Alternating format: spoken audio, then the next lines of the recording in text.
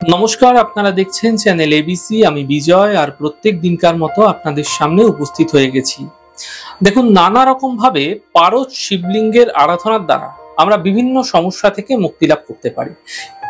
এখন সেই রকমই বিশেষ কিছু পদ্ধতি নিয়ে আমি আপনাদের সঙ্গে আলোচনা করব, যা আপনারা সহজভাবে করে আপনারা আপনাদের জীবনে আসা বিভিন্ন সমস্যাগুলির এক সহজ সমাধান সহজেই খুঁজে পেতে পারেন। তাহলে চলুন। দেখুন, প্রথমে বলবো, যদি আপনার ক্ষেত্রে আপনি দেখছেন ক্রমশ শত্রু বৃদ্ধি পাচ্ছে, শত্রু কোনোভাবেই কিন্তু আপনাকে মুক্তি দিচ্ছে না, তাহলে আপনি যদি আপনার অনেক শত্রু হয়ে যাচ্ছে, বিশেষ কোনো শত্রু আপনার ক্ষতি করতে চাইছে, সর্ষের তেল ও কালো তিল দিয়ে একসাথে মিশ্রণ করে আপনারা কিন্তু পারদের শিবলিঙ্গে স্নান করান এবং এই পদ্ধতিটি প্রত্যেক শনিবার করুন।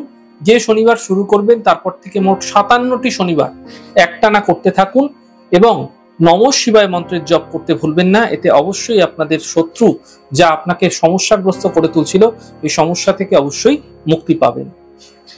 মানসিক দুশ্চিন্তা যদি আপনাদের ক্ষেত্রে হচ্ছে এবং কর্মব্যস্ত জীবনে অনেকেই মানসিক দুশ্চিন্তা আক্রান্ত হয়ে পড়ে, এই দুশ্চিন্তা থেকে মুক্তি পাওয়ার জন্য বিশেষ পদ্ধতিতে পারদ শিবলিঙ্গে স্নান খুবই কার্যকরী। দেখুন, জলের মধ্যে যদি তুলসী পাতা দিয়ে পারদ শিবলিঙ্গকে স্নান করান, অবশ্যই স্নানের আগে ওনার মাথায় বেলপাতা দেবেন। এতে আপনার মানসিক দুশ্চিন্তা ধীরে ধীরে দূর হতে আপনি দেখতে পাবেন। যে কোনো সোমবার থেকে শুরু করে পরপর 45 দিন এই প্রক্রিয়া করে যান এবং নমঃ শিবায় মন্ত্রের জপ করতে ভুলবেন না। এতে মানসিক উদ্বেগ, অস্থিরতা, সমস্যাগুলি কম হতে দেখা যাবে। দেখুন, জীবনে কে না সুখ লাভ করতে চায়? প্রত্যেকেই চাই আমরা যে আমাদের জীবন যেন সুখে সমৃদ্ধিতে ভরে ওঠে। আপনি আপনার পছন্দ মতো জিনিস টাকা দিয়ে হয়তো কিনতে পারবেন, কিন্তু সুখ শান্তির জন্য কিন্তু আপনাকে হন্যে হয়ে ঘুরে বেড়াতে হবে। তাই যদি আপনাদের ক্ষেত্রে সুখের প্রবল অভাব রয়েছে, তাহলে কি করবেন? কালো মাসকলাই আপনারা যে কোনো সোমবার এক মুঠো নিয়ে নিন, পারদ শিবলিঙ্গের মাথায় দিয়ে আপনারা মোট 16টি সোমবার এই প্রক্রিয়া করবেন, তারপরে জল অর্পণ করবেন। এই প্রক্রিয়া আপনারা অবশ্যই করতে থাকুন। কালো মাসকলাই জলে দেওয়ার পর ওনার মাথায় কিন্তু বেলপাতা দিয়ে তারপর গঙ্গা জল ঢালুন। 16টি সোমবার পূর্ণ হওয়ার মধ্যেই আপনি আপনার মানসিক ক্ষেত্রে যে সুখ শান্তির অভাব সেগুলো ফিরে পেতে দেখতে পাবেন। তবে নমঃ শিবায় মন্ত্রের জপ করতে একেবারেই ভুলবেন না। দেখুন, স্বামী স্ত্রীর মধ্যে মতদ্বন্দ্ব, ঝগড়া, বিবাদ, বিচ্ছেদের মতো পর্যায়ে চলে যায় অনেক সময়। প্রত্যেক বৃহস্পতিবার কি করবেন? 108টি করে বেলপাতার উপর সামান্য মাখন মাখিয়ে মিছরি লাগিয়ে পারদ শিবলিঙ্গের মাথায় দিন এবং ধীরে ধীরে জল ঢালতে থাকুন এবং মনস্কামনা জানাতে থাকুন। এভাবে 43টি বৃহস্পতিবার করতে থাকুন এবং মন্ত্র নমঃ শিবায় এই ছোট্ট মন্ত্রের জপ করে যান। অবশ্যই কিন্তু আপনাদের দাম্পত্য জীবনে স্বামী স্ত্রীর মধ্যে যে ঝঞ্ঝাট সমস্যা আছে সেগুলো ধীরে ধীরে কম হতে আপনারা অবশ্যই দেখতে পাবেন।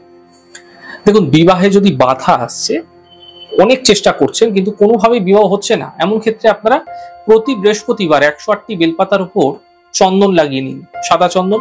তারপর সামান্য মাখন মিছরি লাগিয়ে পারদের শিবলিঙ্গের মাথায় দিন এবং ধীরে ধীরে জল ঢালতে থাকুন এবং মনস্কামনা জানাতে থাকুন। এইভাবে 43টি বৃহস্পতিবার করতে থাকলে আপনাদের ক্ষেত্রে কিন্তু যে বিয়ে নিয়ে বাধা আসছিল, বিঘ্ন আসছিল, সেগুলি দূর হবে। তবে নমঃ শিবায় মন্ত্রের জপ করতে ভুলবেন না। দেখুন, সন্তানের ইচ্ছা প্রত্যেকেরই থাকে, যেন তার বংশকে বৃদ্ধি করতে পারে। অধিকাংশ মানুষেরই কিন্তু সন্তানের জন্য নানা রকম ব্রত পালন করে থাকেন। শিবরাত্রির দিন এই ক্রিয়া কিন্তু করলে বিশেষ ফায়দা পাওয়া যেতে পারে। তবে আপনারা যে কোনো সময় কিন্তু এই প্রক্রিয়া করতে পারেন।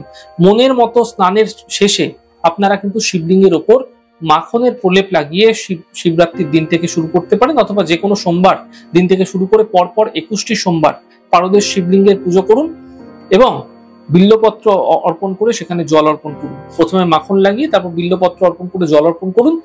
এই প্রক্রিয়া যদি টানা 21টি সোমবার পরপর করছেন এবং নমঃ শিবায় মন্ত্রের জপ প্রত্যেকভাবে করে যাচ্ছেন, এতে কিন্তু আপনাদের সন্তান সম্বন্ধীয় যে সমস্যা সেগুলি ধীরে ধীরে কম হতে দেখতে পাবেন এবং সন্তান সম্বন্ধীয় যে কোনো জটিলতা থেকে কিন্তু আপনারা বাঁচতে পারবেন।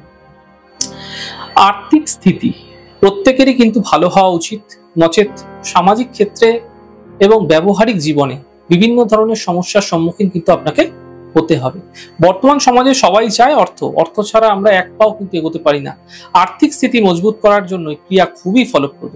যে ক্রিয়া হলো মনের মতো সব স্নানের শেষে আপনারা প্রথমে আপনার মনের মতো শিবলিঙ্গে, পারদের শিবলিঙ্গকে স্নান করিয়ে নিন। তারপর পারদের শিবলিঙ্গের সামনে সুজির পায়েস ভোগ দিন। যে কোনো সোমবার দিন এই প্রক্রিয়া করুন। পরপর 11টি সোমবার এই প্রক্রিয়া করে দিন এবং নমঃ শিবায় মন্ত্রের জপ করতে ভুলবেন না। এবং পরবর্তী সময়ে সুজির ভোগটা আপনারা প্রসাদ হিসেবে বিলি করুন। এই প্রক্রিয়া যদি পরপর 11টি সোমবার করছেন, এতে কিন্তু নিশ্চিতভাবে আর্থিক স্থিতি আপনাদের ক্ষেত্রে ফিরে পেতে আপনারা অবশ্যই দেখতে পাবেন। দেখুন, প্রত্যেকটি মানুষেরই কিছু না কিছু মনস্কামনা থেকে থাকে।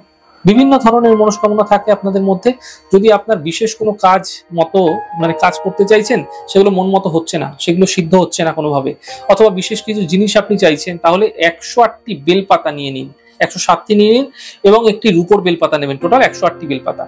প্রথমে ওই রূপোর বেলপাতাটিকে অল্প চন্দন লাগিয়ে শিবলিঙ্গের মাথায় অর্পণ করবেন, শিবলিঙ্গ যেন পারদের হয়।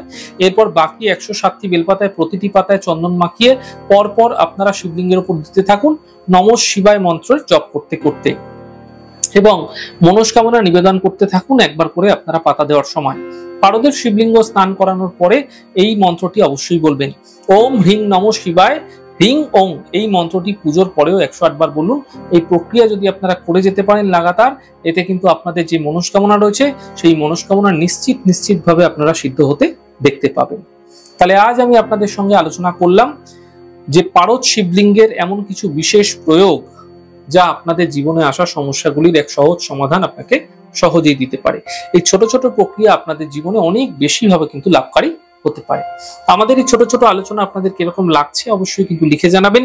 যদি ভালো লেগে থাকে সেক্ষেত্রে লাইক করতে, কমেন্ট করতে, সাবস্ক্রাইব এবং শেয়ার করতে বন্ধুদের সঙ্গে ভুলবেন না। অনেক ভালো, সুন্দর, সুস্থ থাকুন। আগামী পর্বে দেখা হবে। নমস্কার।